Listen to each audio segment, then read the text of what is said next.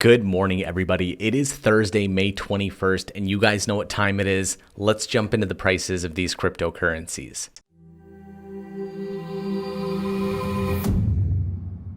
So if you guys are in the cryptocurrency world at all, you know that yesterday at 1 o'clock, 50 Bitcoins were moved to a different address. People were suspecting that this was Satoshi Nakamoto, the creator of Bitcoin. This one transaction happened and Twitter exploded, and the price of Bitcoin dropped from $9,800 down to $9,100 in a matter of seconds. Let's jump into the prices to find out what it's doing right now. So Bitcoin is currently at $9,468, down 2.6% from yesterday. Ethereum down 1.9% at $209.13. Dash also down 1% at $76.88. And Litecoin down a whopping 3.5% at $43.98. Now the reason why people are believing this is Satoshi Nakamoto is because these Bitcoins have been in this wallet address and inactive for 11 years, basically since the time that Bitcoin was created. Join us later today when we go over the top news articles, because there's 2 articles that have been written